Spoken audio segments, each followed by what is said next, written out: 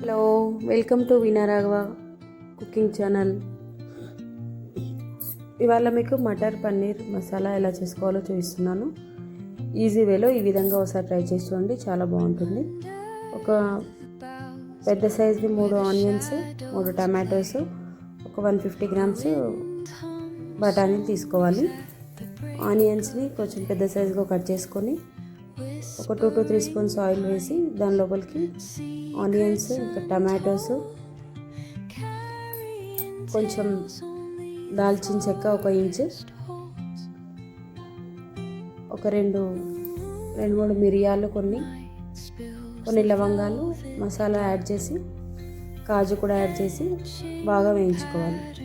ఈలోగా మనం పన్నీర్ని చిన్న ముక్కలుగా కోసుకొని ఒక 250 గ్రామ్స్ బటర్ తీసుకొని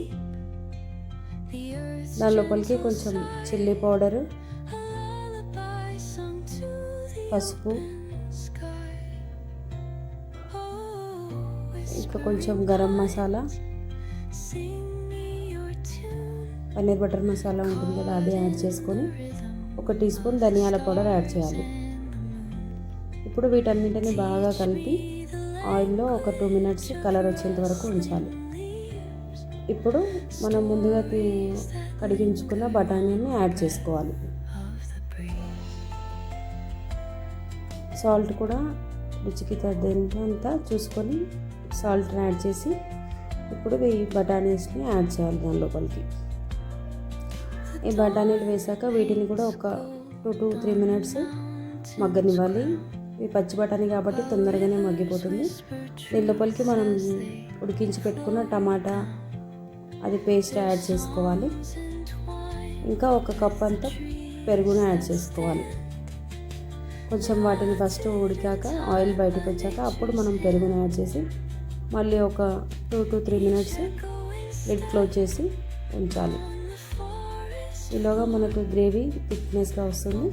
కావాలంటే ఇక్కడ మనం కొంచెం వాటర్ యాడ్ చేసుకోవచ్చు, మీకు లూజ్గా కావాలనిపిస్తే.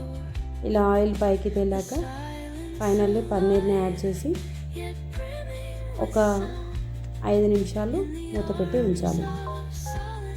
ఇప్పుడు ఫైనల్గా కసూరి మేతిని యాడ్ చేసి స్టవ్ కట్టేసేయాలి. వీటిని వేడివేడి పన్నీర్ కర్రీని చపాతీ, రైస్ దేనిలోకైనా బాగుంటుంది. ఈ విధంగా ఒకసారి ట్రై చేసి ఎలా వచ్చిందో పిక్ నాతో షేర్ చేసుకోండి. Thank you for watching my channel. Please do subscribe and share with your friends and family. Thank you for your support.